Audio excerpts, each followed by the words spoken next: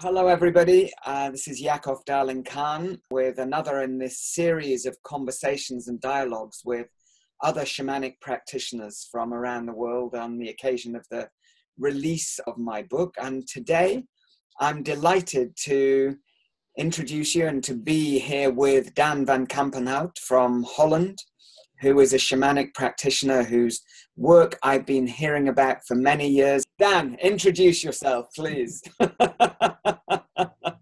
So, my name is Daan van Kampenhout. I live in Amsterdam and Berlin, but originally I'm from the Netherlands. I've been a shamanic practitioner for more than 30 years. I just realized that recently. Yeah. And there's a lot to say about it, but basically that's it. I started quite simple, reading some books, doing a course here and there, then meeting teachers with whom I could really study in a personal context. Who were your main teachers then? The people that really had a very strong impact on my work, one of them is Ilo Gaup from Norway. I knew Ilo. I met him in 1990. And I haven't seen him much, but the few times I saw him was very, very impactful. One other teacher was Wallace Blackhawk, who also died. Most of my teachers, I think they all died by now. I'm getting older, so gray is appearing in my beard. Yeah, look, the white strand. I see it. And I had some other teachers. One, my Rabbi, Reb Zalman Schachter. He was a Chassid, and in the Chassidic tradition, you work with the tree of life, you work with different worlds, you work with 4 or 5 different soul levels, which is basically a shamanic map. Yeah. And he encouraged me very much to explore the relationship between Judaism and shamanism. So that's been an influence. I was on a reservation with one of my teachers, and he's a traditional man, but he never wants me to mention his name. Mm-hmm. Because he the tensions within the tribe teaching white people is always complicated. But I was in a lodge with him where he was leading a sweat lodge for drug addicts and criminals who were actually released from prison, native young men. And the condition was that they would spend time at the reservation with the elders and they would try to help them. So they'd served most of their prison sentence, but then they could go to the reserve and do stuff. And I was with my teacher there, and it was this lodge where like all these tough tattooed guys were like walking in, and they were like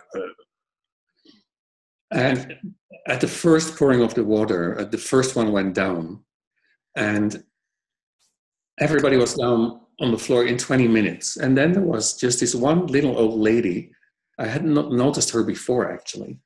She'd come in the lodge, and she was like in her 70s at least, and sitting there just praying. And she was the only one who was sitting upright after like 2 hours of sheer torture. My teacher could hardly sit up. I was like half on my knees. Yeah.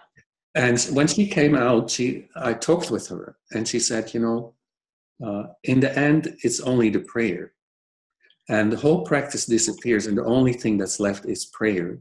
And when you really have learned how to pray, and she said, I'm just a beginner, with all modesty, then the power just walks through you. And seeing her being able to withstand the energy in that lodge for those people and just be completely cool. I've never met this lady after in my life, but she is still a teacher for me. Absolutely. It's a beautiful story, Dan. And it kind of speaks so much of, in a way, this all the indigenous teachers that I've had have had that same thread of humility, the acknowledgement and the knowledge that what they're studying and learning is vast. You never can stop learning, and a kind of patience in terms of how long it takes to learn something. Yeah. And this little old woman that you're describing, I was once at a Sundance in Arizona. And there was a similar little old woman who danced for 72 hours. The drums only stopped for 2 hours a night. And she danced without food or water throughout that time. And I asked her afterwards what it was that had allowed her to do that. And she said, by doing nothing, and just by being open. And I think that for those of us who have become interested in and studying shamanism from the industrial world, where, you know, there's so much pressure for everything to happen now and to be available now, and to be, you know, 5 quick steps to becoming a shaman. That kind of culture, I think that's one of our main challenges in terms of offering shamanic work, is reminding people through living it ourselves in the goodness of how long things of value take to come into maturity or into form.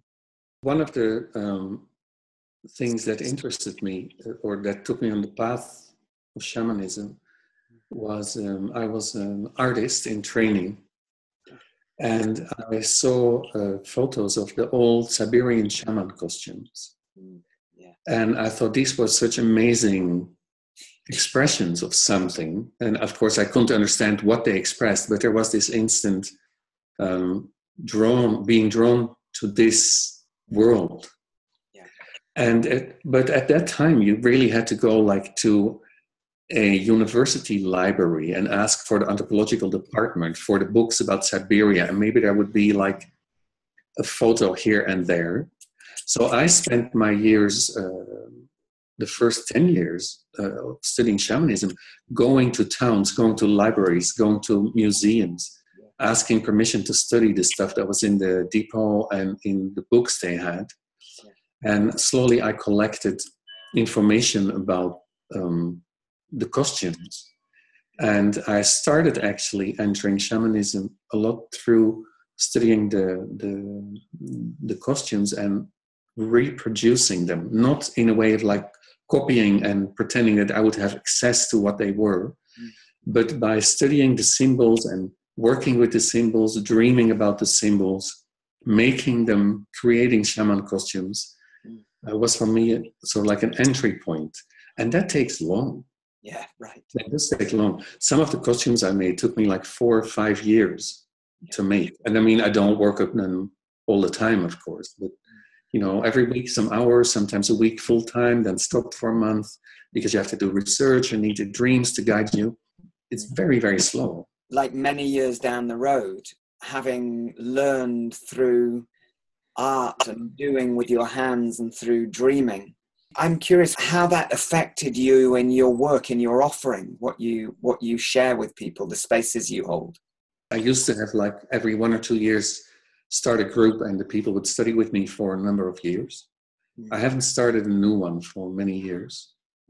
But in new groups, I would never start with that stuff because the risk of it becoming, let's say, playing Indian or appropriating something, thinking that you have access to what it means or where it comes from, it's too risky, too tricky for me. I did occasionally with advanced students bring out some of these costumes so that people could have the experience, at least the kinesthetic experience of wearing something that's like 18 kilos of leather and iron, and to see how that changes your movement, how that changes your breathing. And then we would take that experience as an experience, but not as a traditional shamanic experience. So we have to be very careful. Well, it's so interesting. Just in hearing you speak, you're talking to some of the concerns and the difficulties, I think, of working with shamanism in the modern world, in a culture where our own shamanic roots were virtually destroyed, or at least they were hidden and certainly attacked. And to be able to, you know, I know for myself, I was given a pipe by my therapist 30 years ago when I was in my 20s. I had no idea what this was. He'd been working with a Lakota teacher, and he had this dream to give me his pipe. So I had this pipe, and I was like, this is not mine. It's not my culture's. It's not, I don't want to play at being Native American. At the same time, I felt that I was being loaned something of incredible value in order to remember how to pray, to remember how to articulate what was in my heart. And so I made this vow that I would find somebody to teach me how to use it properly. And once I had learned what I felt I needed to learn, which was to remember how to pray from the heart rather than from a book, I would return it.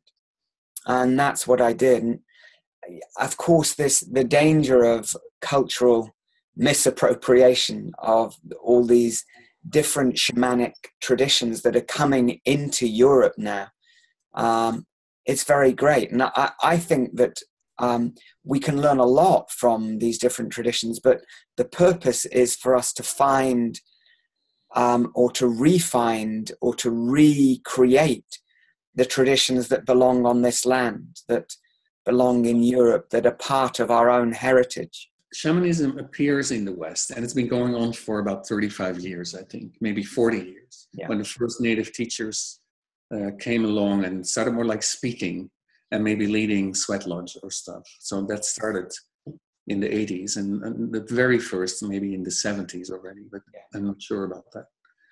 So, but what I know from these teachers, for example, when I got to know one of my teachers with whom I traveled extensively in Europe and in the United States, he never even taught me the colors of the directions in his culture. Yeah. He didn't teach me any word in his language. And he said to me literally that for you, that is garbage, basically. Not that it's valueless, but it's a burden for you to have to pray in a soul language that's not your own. Yeah. And he said, you are welcome in the ceremonies because your soul needs to be awakened. But what does it need to wake up for is the voices of the ancestors and the voices of nature where you live. Yeah. And these two must be your teachers. And from these two, you build your practice and never even try to do what I do.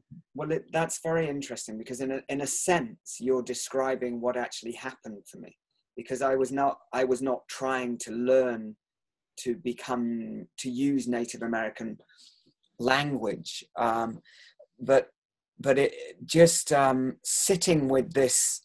I mean, for me, what was so important at that point in my life, I felt that pipe was a lifeline. It just gave me like to put together the stem and the bowl, and this feeling of the divine feminine and divine masculine coming together, and literally just holding on to that pipe and praying for guidance and praying to hear nature, praying to connect. Systemic ritual is a name I chose because it felt the most appropriate.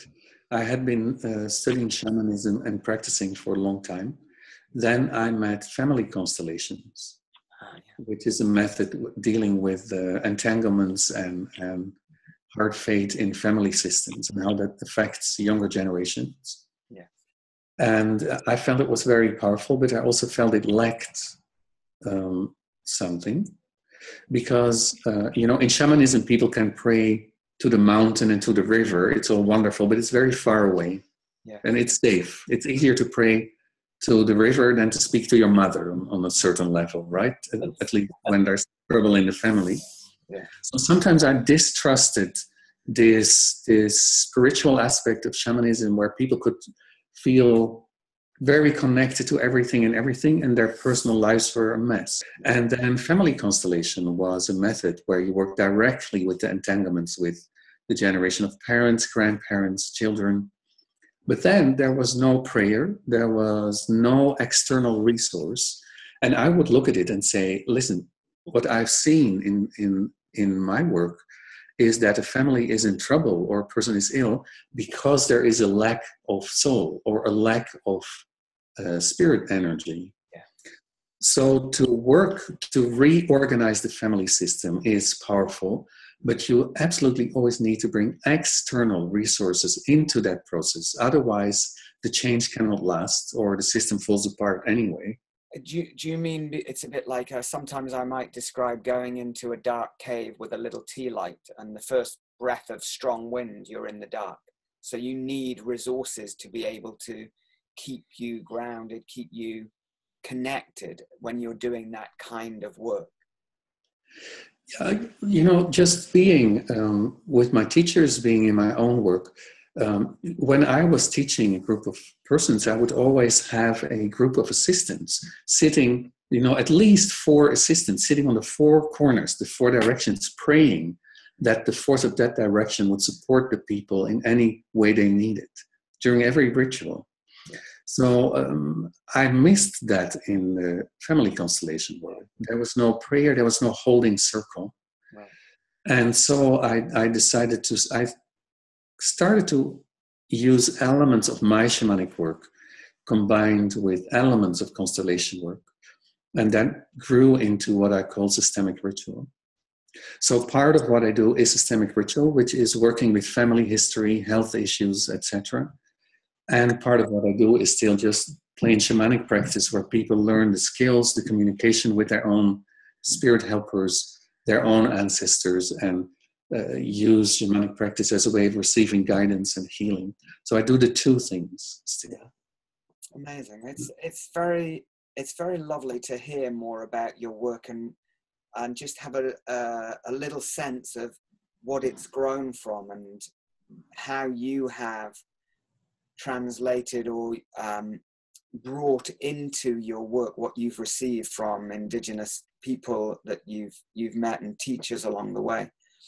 It's really not just Indigenous people. I think, for example, I mentioned Wallace Black Elk, I mentioned Ilo Gaup, but Ilo was not a spiritual person when he was younger. He was a political activist. Ilo once met in Norway a drunken Native American boy who was completely wasted on the streets. And he took this young man in his home and sort of like nursed him back to health. He got invited by this family and went to the United States. And that's where he picked up the spiritual stuff.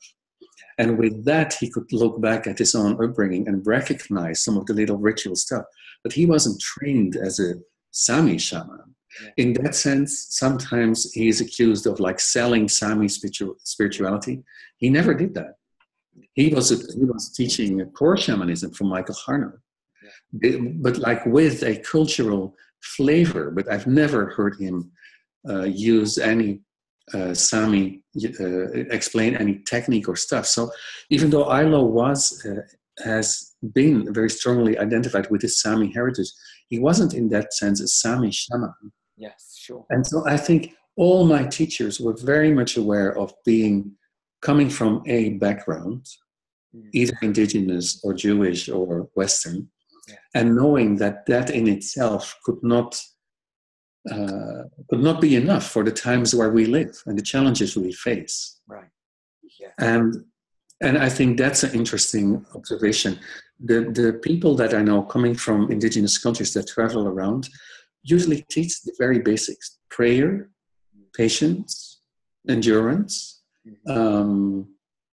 dreaming. Yeah. But most of them don't give like cultural specific stuff. And indeed, and you know, one of my teachers, who was Gabrielle Roth, who created this form of conscious dance practice called the 5 Rhythms, that's been a strong root in our work. She often said that shamanism is indigenous to its own culture.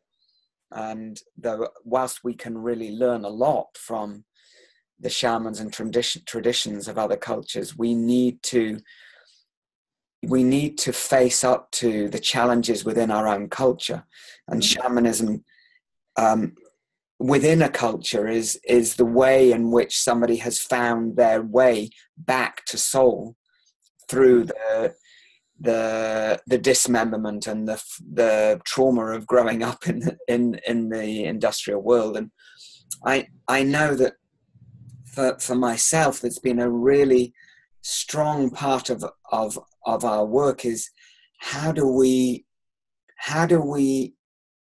remember the holding that you so beautifully described that shamanism gives, the bigger picture, the ritual framework in which our personal stories have more context, have more perspective? How do we create that circle in which we can do our personal work, our own personal healing, our familial healing, our ancestral healing? And that's been a long journey. It's for you and for us too. I'm aware of our time, and we need to bring this conversation to a close very soon. But I'm wishing that we had many hours to continue, because I feel like there's both parallels and differences between how we've landed where we've landed. And I'm very fascinated both by the similarities and the differences that have just shown up in this short conversation. So Dan, would you just tell the people who may be watching this something, your website, how people can find out about your work? Yes, my name, daanvankampenhout.com. Fantastic. Well, it's been a real pleasure to spend a little bit of time with you this morning, and just to open the doors to this, what feels like the beginning of what might be a very long conversation over the years to come. Yeah. And I look forward to reading your book. Thank you. Curious about that. Thank you, Dan. Yeah, I'll make sure you get a copy. And thank you very much.